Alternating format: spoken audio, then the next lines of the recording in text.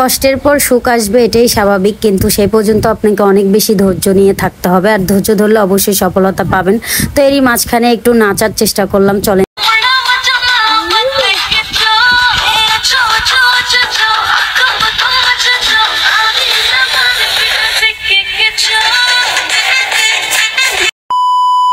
So hello everyone, আসসালামু আলাইকুম, this is Labon. চলে আসলাম নিউ আনাদার ভিডিও নিয়ে। সো আজকের ভিডিওটা আমি একটু বাইরে বের হয়েছি। প্রতিনিয়ত যেহেতু আমরা ভিডিওর কাজে বাইরে বের হই, তো আজকের বের হওয়াটা একটু অন্যরকম।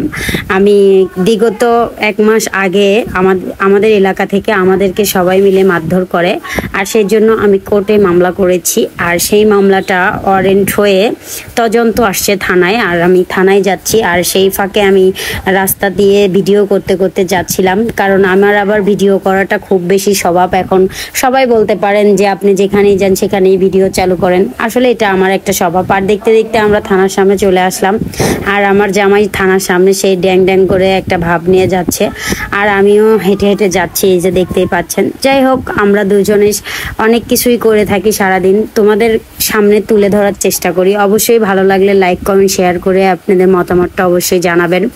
কে কোথায় থেকে আমার ভিডিওটা দেখছো সেটাও অবশ্য জানাবা। আর এখন আমরা এই যে রোদের মধ্যে হাঁটতে হাঁটতে কই যাচ্ছি গেস করেন? অবশ্যই গেস করতে পারছেন না, বা পারবেনও অনেকেই আমার এরিয়ার মধ্যে যারা ভিডিও দেখো। সো আমি কিন্তু হাঁটতে হাঁটতে আমার শ্বশুর বাড়ির দিকে যাচ্ছি। আর শ্বশুর বাড়ির এলাকায় গিয়েই ভিডিও বানাই, কন্টিনিউ ভিডিও বানানোর ট্রাই করা হয়। আমার চেষ্টার তো কোনো কমতি নেই। যাই হোক, উপর আল্লাহ কবে আমার সফলতা দিবে, আমি সেই দিনের জন্যই ধৈর্য ধরে এখনো আছি। অবশ্য ধৈর্য আর এখনো হয়নি। তবে আরেকটা কথা এর মধ্যেই বলে যাই, আমি যদি কোনো দোষ করে থাকি সেই সাজাটা অবশ্যই আমি পাবো। আর যদি তারা দোষ করে থাকে, যারা আমাকে নৃশংসভাবে মেরেছে, তাহলে সাজাটা তাদের জন্য অপেক্ষা করবে অবশ্যই। আমি ছাড় দিলেও আল্লাহ তাদেরকে ছেড়ে দিবে না, কারণ আমার ভরা পেটে তারা লাথি দিয়েছিল।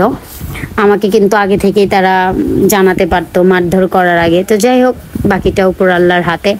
আর প্রতিদিনের চেষ্টায় তো আমি করেই যাচ্ছি, ভিডিও করেই চলেছি।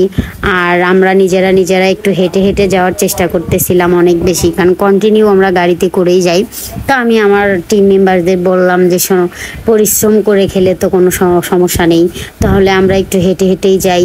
আর চেষ্টাও তো করে দেখি, প্রতিদিন কেন গাড়ি ভাড়া দিয়ে আমাদের এখানে ওখানে ভিডিও করতে হবে। দেখি আমরা একটু হেঁটে হেঁটেও যাই, তাতে আমাদের শরীরের মানে পাঁচপাতিগুলোও ভালো থাকবে, যেটাকে বলে হাড় গোড়া, একটা ব্যায়াম করা হচ্ছে। তাই দেখতে দেখতে গাছের বাগানে চলে আসলাম।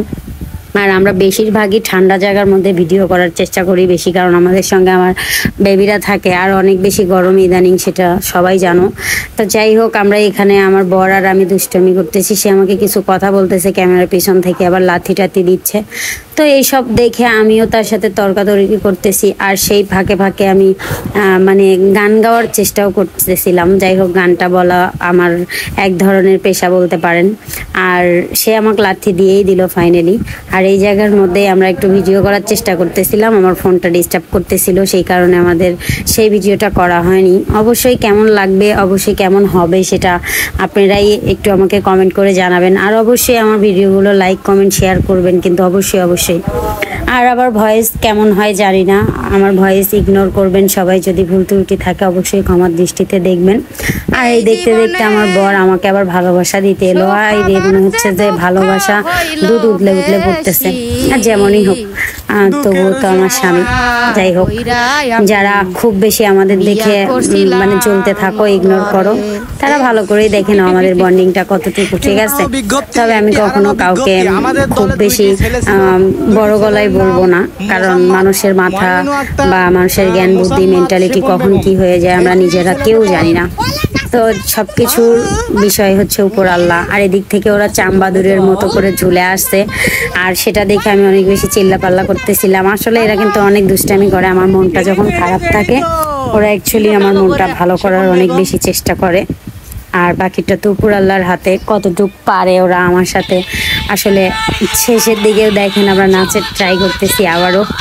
তো এই গানটা ছিল হচ্ছে ইন্ডিয়া বং মিডিয়া, ভারত বাংলা বং মিডিয়া উজ্জ্বলদার, মানে ওকে দেখে আমরা একটু কমেডি করতেছি। উনি তো অনেক ফেমাস মানুষ। যাই হোক, আমরা ফেমাস মানুষকেই একটু ফলো করতেছিলাম, চেষ্টা করে যাইতেছিলাম। যাই হোক, আমার তো বং মিডিয়া উজ্জ্বলদার, অ্যাঞ্জেল প্রিয়া দিদি অনেক ভালো লাগে। তো ভালো থাকবেন, সুস্থ থাকবেন, আল্লাহ হাফেজ।